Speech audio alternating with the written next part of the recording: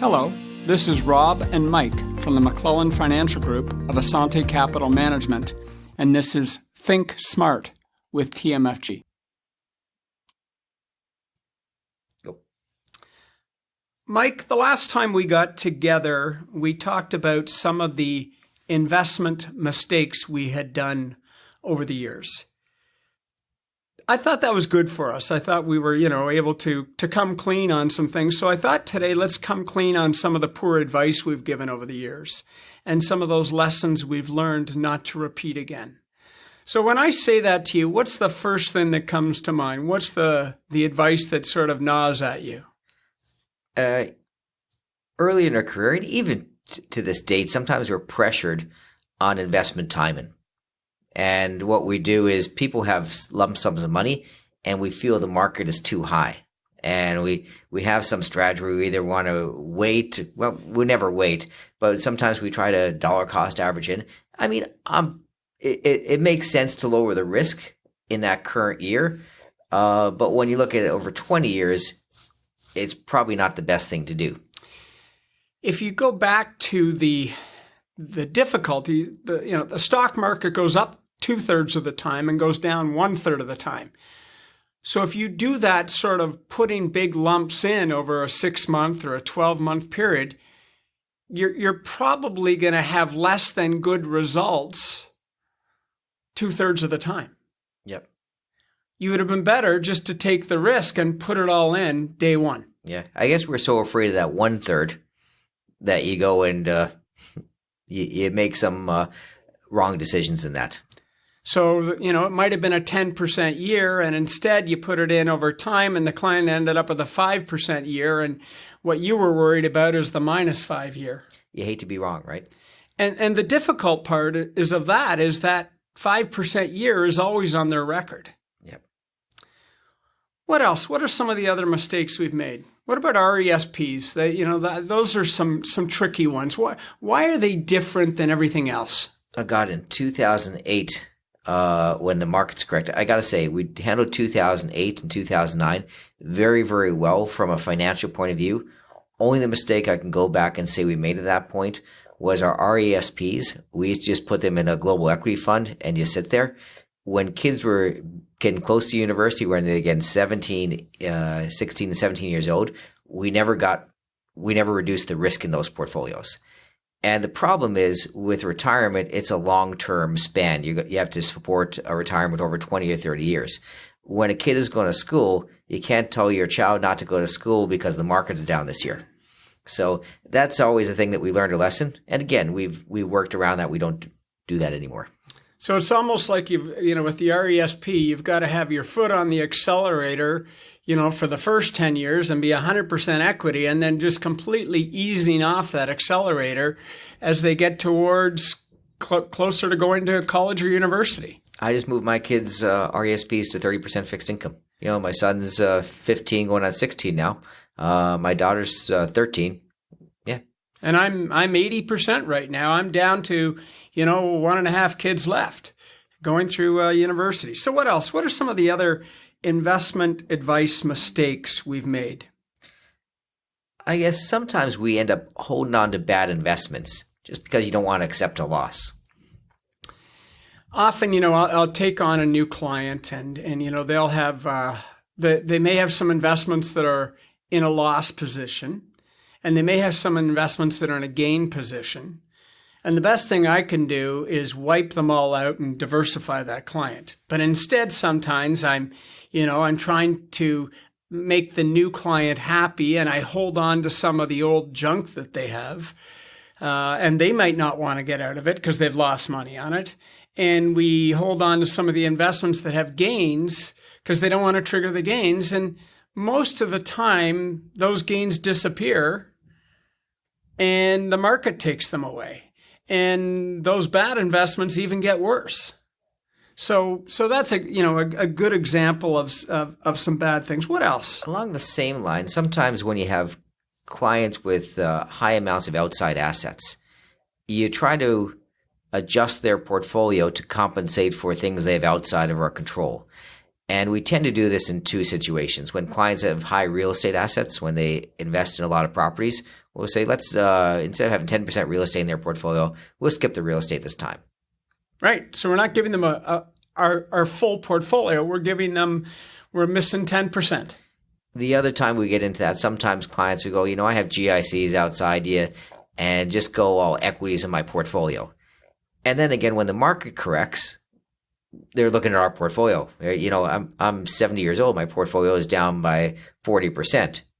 Well, not 40, but let's say 20.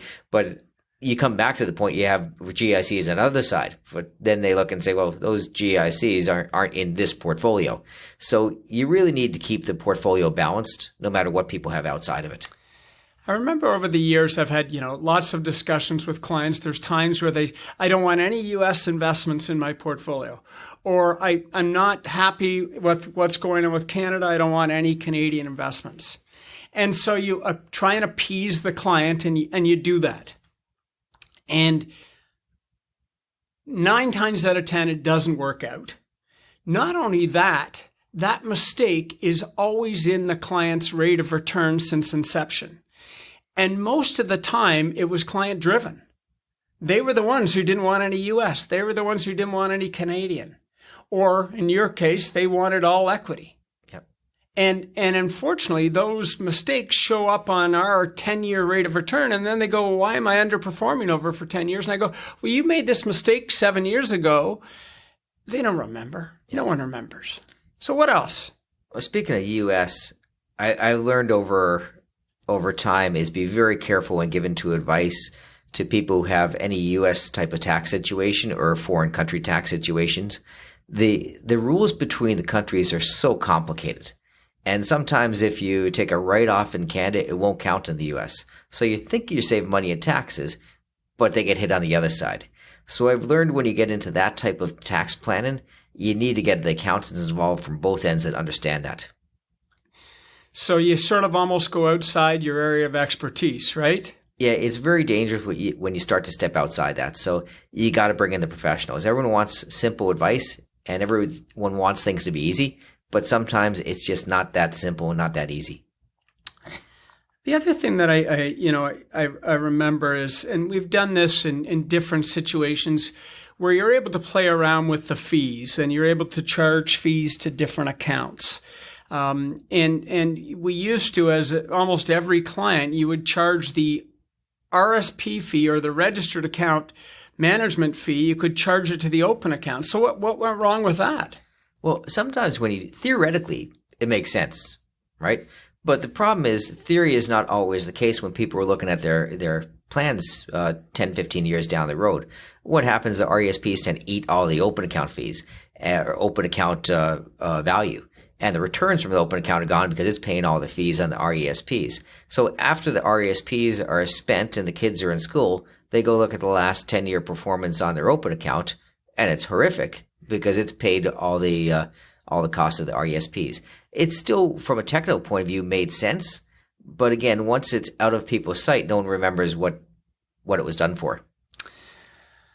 I'm going to go back to another one that we made, and this wasn't that long ago. This was 2009, the first year for tax-free savings accounts. Do you remember what we did wrong there? So you got a husband and wife.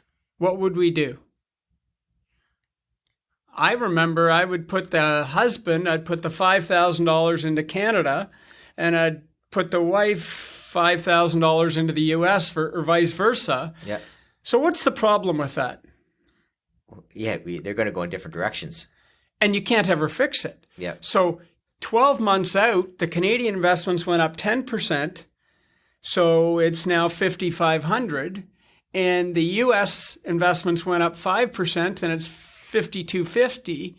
Go out 10 years later, there's now a $5,000 difference in the size of their TFSAs, and you can't fix it.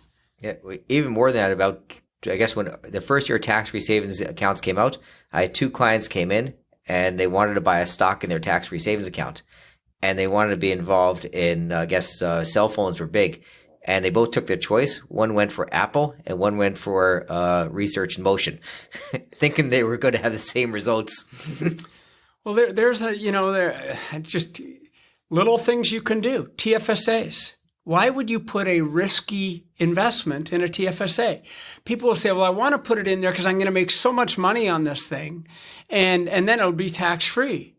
They're forgetting the flip side. What if it goes to zero or next to zero, and they've lost all that tax-free growth, and they can't even write off the loss?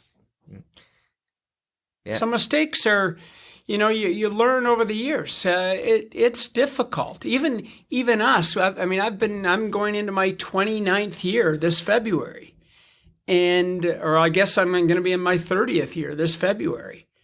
That's a long time, but things happen. Even there's things that it was interesting. Even firing a client that's a bad client. Early on, sometimes we've kept people who they don't share the same philosophy as you. They don't. And you continue to keep them as a client. We've learned if someone doesn't understand what we do and doesn't agree with our philosophy, they no longer should be our client. Absolutely. They stop taking our advice. People don't take your advice. They're not your client. You shouldn't continue to take money from them. In reality, you shouldn't continue to charge someone fees who's not going to listen to you.